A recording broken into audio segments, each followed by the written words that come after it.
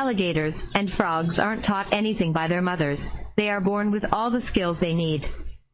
On the other hand, more intelligent animals like wolves and bears must be taught how to hunt or swim or track. Characters could very easily not be able to read, literacy, drive, pilot automobile, or do arithmetic, basic mathematics. Even speak native language is not a sure thing since some mutant animals cannot speak at all.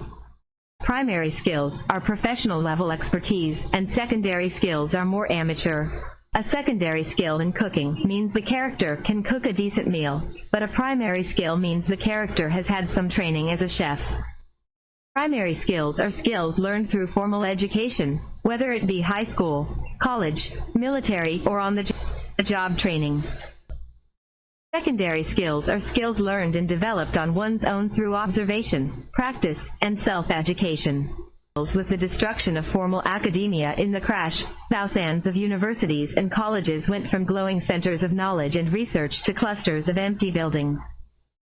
Worse, waves of anti-technology panic resulted in the wholesale destruction of schools, libraries, stores, and laboratories. Nuclear winter, savagery, deterioration, and the elements took care of the rest. For at least a generation there really wasn't any such thing as an educational system, usually just by teaching the fundamentals of reading, telling stories, and sometimes passing battered old textbooks around to those willing to study on their own. While that was enough, it was no substitute for formal education. So the new societies discovered an old way of teaching. Those with skill started to take on apprentices. Surviving doctors, mechanics, and blacksmiths would trade their knowledge for the unpaid labor of young mutants looking to acquire a valuable set of skills. Not just one skill, but all the skills necessary to perform a complicated job in the absence of adequate parts, support personnel, and facilities. For example, most surviving doctors or veterinarians, who have become more or less the same thing, have to make do without hospitals, testing laboratories, trained nurses and technicians, or even adequate supplies of drugs and other medical supplies.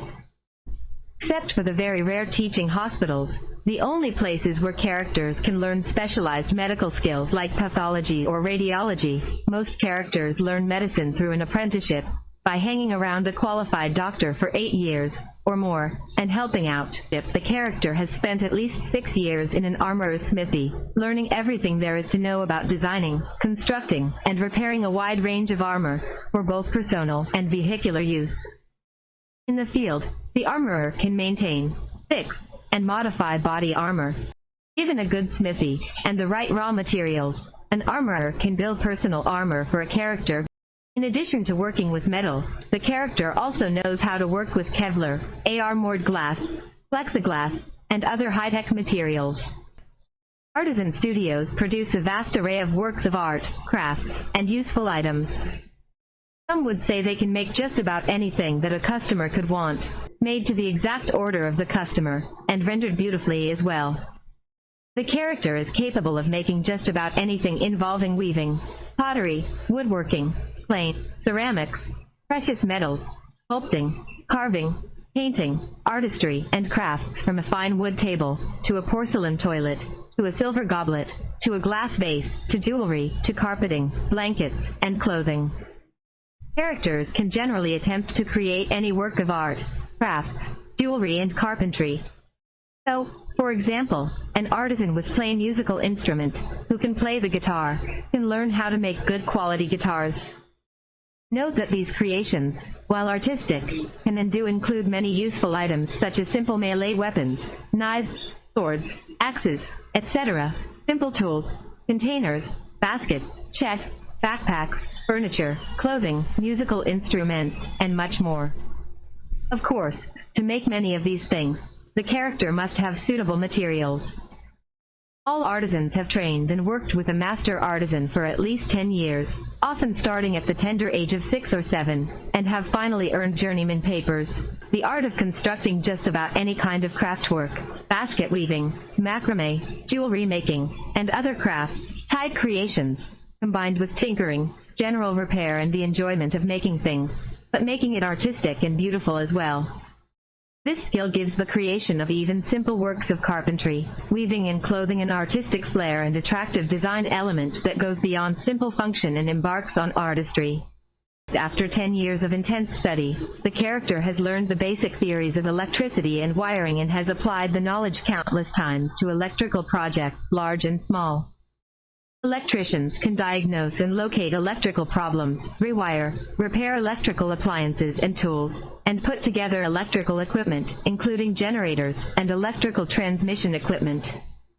For example, a character with electrical engineering, coming across an abandoned town with a broken hydroelectric dam, could attempt to restart the dam's turbine generators, effectively turning the entire town back on.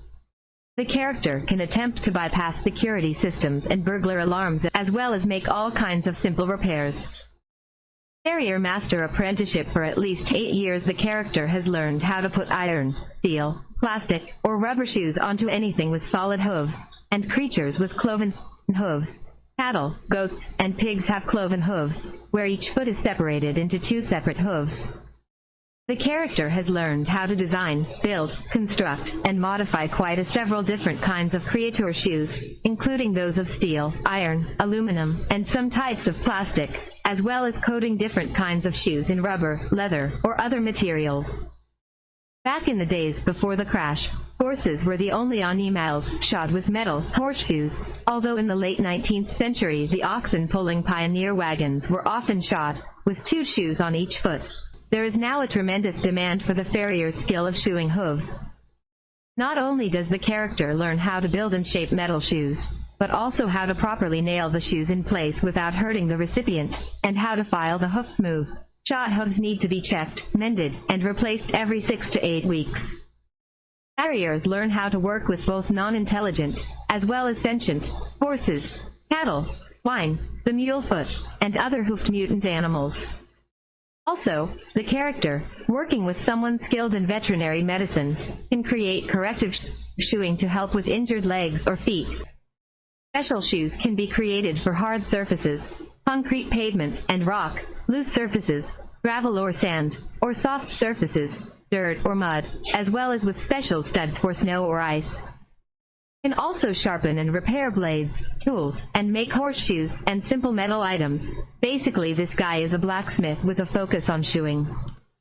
Farrier equipment. Exclusive to this specialist, a well-equipped farrier's smithy comes with a forge, an anvil, and a good set of large tools.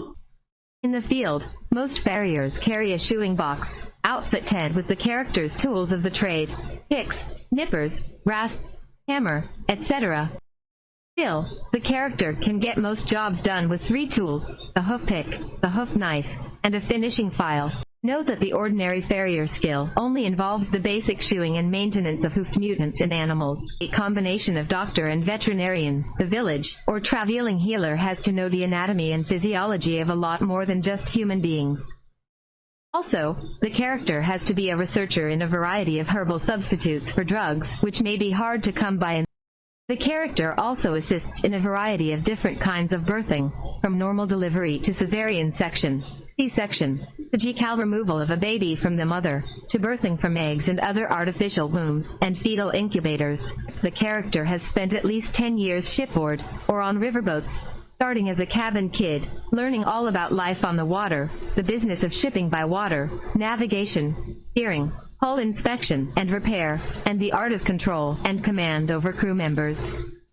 The character has performed at no less a rank than third mate and has mariner papers, certificates and a logbook to prove it. Copies are kept at the character's main guild house, in case of loss or damage. The character is capable of taking command of even the largest vessel, of training crew, and of operating either a ship on a long ocean voyage, sail, or a long river journey, boat.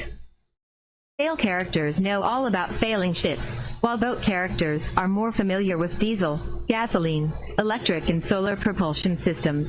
The village master mechanic has to be able to deal with repairing everything from an 1857 steam-powered mechanical thresher to a 1957 internal combustion Ford truck to a 2057 fuel cell/electric commuter bus.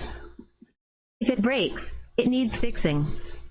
If it needs a part, then the part has to be found and installed, repaired, and installed or made from scratch. If the community needs another one, then the mechanic may just have to build a duplicate from scratch. In 8 years of training, the character learns how machinery is designed, operated, built, and maintained. Characters can attempt to redesign, modify, sabotage, repair, or construct mechanical devices. With this training, it is possible to put abandoned factories, mines, loading docks, railroad trains, and other sophisticated industrial plants back into operation. The job of a teamster is considerably more complicated than it was, say, in 19th century America. The big difference is that the creatures who haul wagons, while they could be unmutated horses or oxen, are more likely to be either intelligent mutant animals or gigantic, incredibly stupid mutant insects. Still, as in days of old, the job mainly involves the complicated process of hitching up pulling creatures to a large wheeled carriage and then working as the driver. Also includes skill in evaluating and repairing a range of creature-drawn vehicles that could be anything from a specially constructed wagon to a heavily modified truck with the engine ripped out, as well as harnessing/bridling work animals. There's nothing simple about making weapons. That's because there's no such thing as a standard weapon. Characters vary from tiny to gigantic, and their hands can be anything from clumsy paws to hands equipped with far too many fingers. Most weapons have to be customized to the buyer, and often must be built specifically for the needs of a particular hand. The character is trained in the design, construction, maintenance, and repair of both ancient and modern weapons. Capable of creating a wide range of weapons, or modifying weapons to suit the size level, or special anatomy, of a variety of mutant animals. Every weaponsmith can make basic ancient weapons, like knives, swords, spears, bows, and polearms, as well as basic firearms, like revolvers and bolt-action rifles.